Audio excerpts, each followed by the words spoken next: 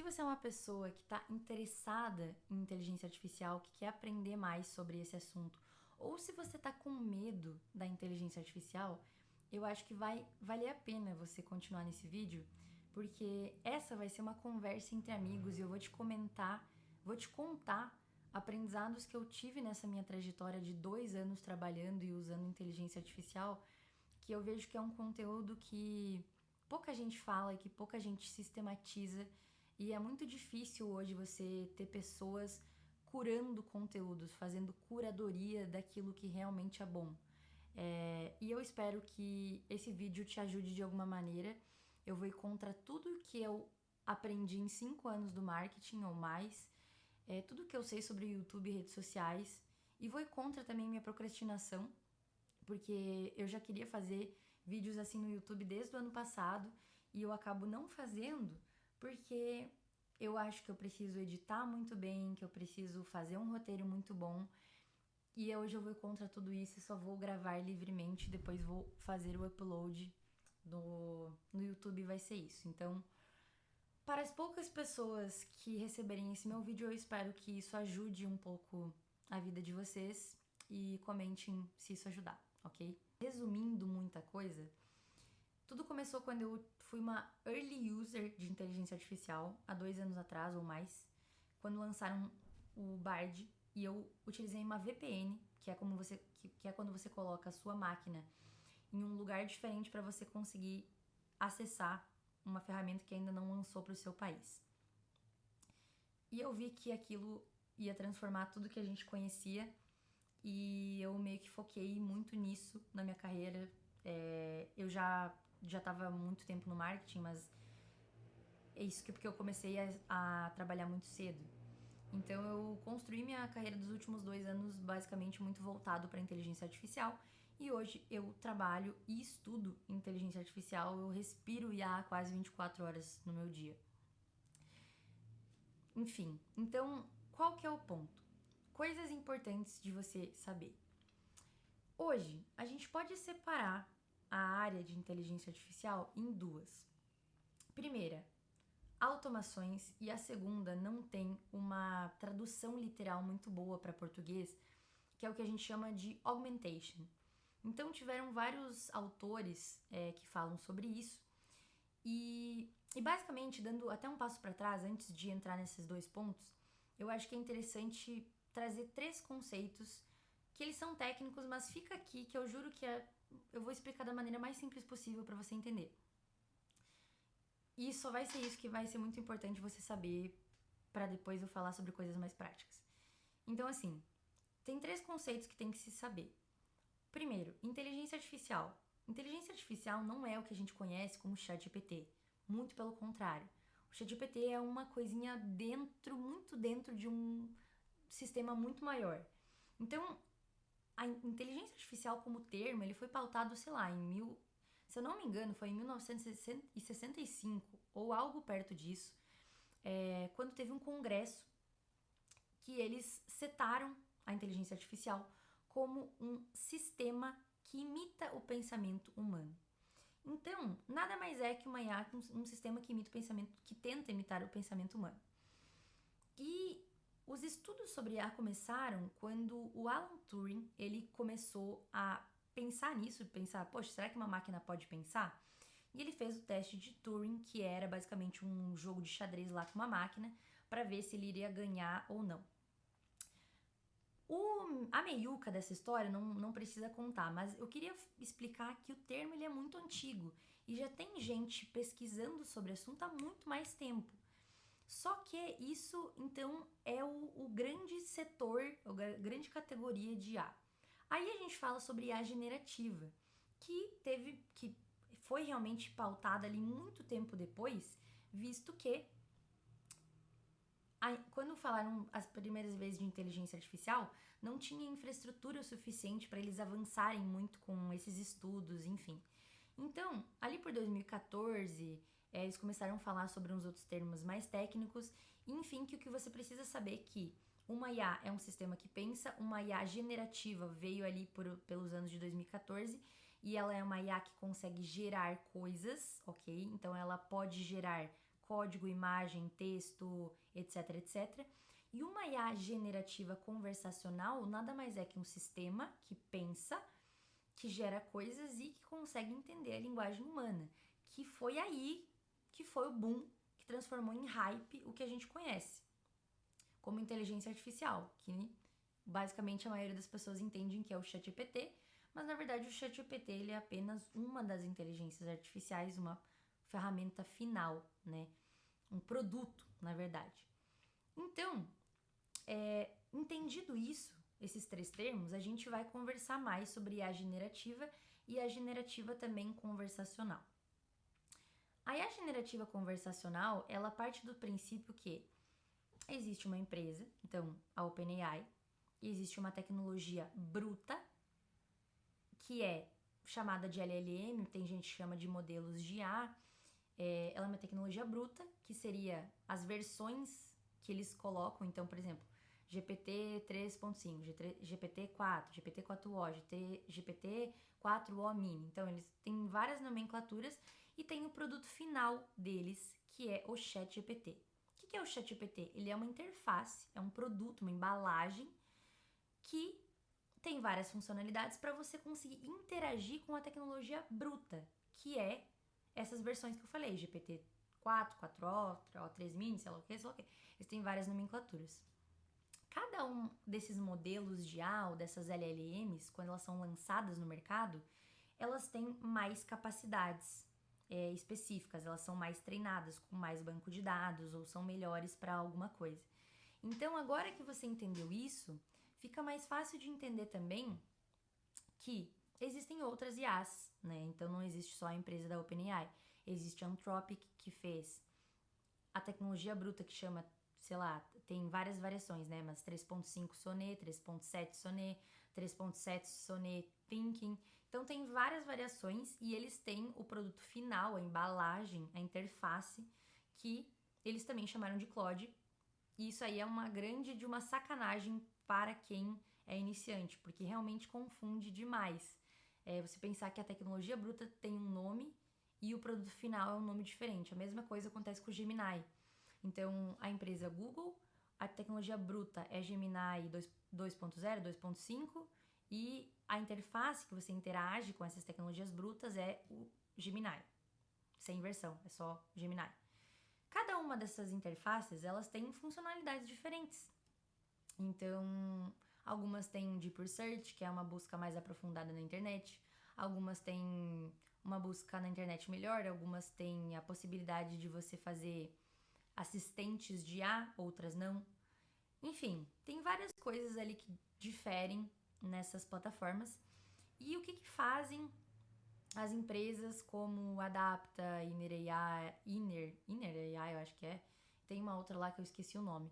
Mas basicamente elas pegam várias das tecnologias brutas, juntam em uma plataforma só e disponibilizam para o usuário final, com funcionalidades específicas dessa empresa. Então, da Adapta ou da Inner, por exemplo. Então, qual que é o ponto? Você está utilizando o ChatGPT, provavelmente, que é o mais conhecido ali. E o ChatGPT, ele tem uma versão que ele te dá no modo gratuito, que ela tem um potencial. Talvez, se você estivesse... Talvez não. Quando você paga, você tem versões mais atualizadas e versões melhores. Então, mesmo que você faça o mesmo prompt no pago e no gratuito, vai ser muito diferente. Porque você tem o acesso a inteligências artificiais, a modelos de IA, tecnologia bruta, que elas são melhores quando você está no pago. Além de, claro, você ter mais funcionalidades, não ter limite ali nas funcionalidades. Mas enfim, esse é o ponto. Então, é isso. Agora que você sabe um pouco da parte técnica, eu vou conseguir te explicar que existem essas duas coisas, que é augmentation e automation. Automation, basicamente automação, obviamente, né, as palavras elas são muito parecidas. A gente está falando sobre sistemas, sobre fluxos, sobre agentes de IA. O que é um agente de IA? É um sistema que conecta coisas. Então, eu quero conectar o WhatsApp a eu quero criar um agente no WhatsApp que ele responde informações da minha empresa. Então, eu vou conectar um banco de dados com o WhatsApp, com sei lá o quê, e basicamente ele vai ter algumas regras ali para responder as pessoas. Eu quero. Enfim, eu poderia pensar em várias coisas aqui. Um sistema que conecta no e-mail e numa IA e ela envia um e-mail automaticamente. Então, quando a gente pensa sobre esses fluxos, a gente está pensando sobre a área de automações da IA, que é uma das partes. A gente está falando sobre pouca atuação dos humanos nesse processo, ou quase nenhuma. Então, o humano basicamente vai criar o fluxo e ele vai clicar num botão, às vezes nem isso, e basicamente vai acontecer alguma coisa ali, dependendo do que você quer automatizar. A augmentation parte do princípio que não necessariamente você está automatizando, fazendo fluxos ou agentes de IA que se conectam com coisas e etc, etc. E, é importante falar que aqui você não precisa saber desenvolver, você consegue facilmente ser uma pessoa, se você saber mais de raciocínio lógico, assim, se dá bem com isso, você vai conseguir aprender, mexer em ferramentas no code e fazer esses fluxos de automação de uma maneira bem fácil. Só precisa de tempo para estudar. Agora, na augmentation, a gente está partindo do princípio que nós iremos utilizar interfaces finais, ou seja, IAs conversacionais, como ChatGPT, ou Claude, ou Gemini, qualquer uma dessas, ou então a Adapta, ou a Inner, enfim, para, basicamente, você utilizar para aumentar as suas capacidades humanas. Então, augmentation, basicamente a tradução literal seria aumento das capacidades humanas, mas não é necessariamente não é isso que a gente quer dizer.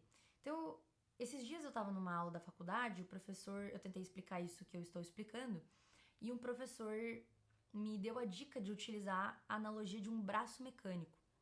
Então, basicamente, você está ali utilizando 2 braços, você sabe lidar com seus 2 braços, e você tem certa capacidade com esses 2 braços. Só que eles te dão um braço mecânico. Se você se adaptar a esse braço mecânico, as possibilidades que você tem são infinitas. E esse braço mecânico por si só, se ele estiver lá parado, ele não funciona de nada.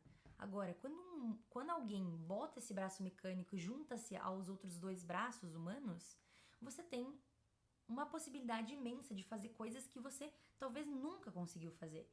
E aí o ponto é, quem consegue entender como usar mais esse braço mecânico, mais capacidades, pensa em objetivos que gostaria de cumprir com 3 braços, essa pessoa ela vai ser uma pessoa que utiliza melhor. Agora, uma pessoa que ela vai apenas copiar e colar casos de uso de outras pessoas que têm 3 braços, um dos braços mecânicos, ela vai estar subutilizando esse braço mecânico. Por exemplo, imagina que você faz uma coisa, sei lá, tomar água, ou sei lá, escovar os dentes. E aí você só precisa de uma mão para escovar o dente, mas você tá utilizando o braço mecânico para escovar o dente e os outros estão ali parados, sei lá. Isso é uma subutilização dessa ferramenta, dessa potencialidade da tecnologia. Então, eu tô falando dessa analogia para falar que a IA é esse braço mecânico. Ela não é uma ferramenta, ela é uma extensão do que a gente é. E se tirarem esse nosso braço mecânico, quem usa muito vai perceber essa falta que vai fazer. Eu sou uma pessoa que eu utilizo IA fazem 2 anos e se hoje me tirarem, se eu ficar um dia sem IA, eu acho que eu passo muito perrengue, porque eu faço basicamente tudo com IA. E a mesma ideia com a internet. Se a gente ficar sem internet por 1, 2 dias, a gente provavelmente vai sentir o impacto disso. Mesma ideia de ter um celular na sua mão, né? Se você ficar um dia sem seu celular, você fica, meu Deus, eu preciso do meu celular. E com a IA está sendo igual. Então é por isso que a gente precisa se adaptar a isso, porque vai ser a internet, basicamente é a revolução da internet. Então muitos autores falam sobre essa nova revolução, né, das máquinas. Basicamente é isso que a gente está falando, só que ao contrário da internet, que levou, sei lá, 10 anos, agora a inteligência artificial ela tá expandindo de uma maneira muito mais rápida.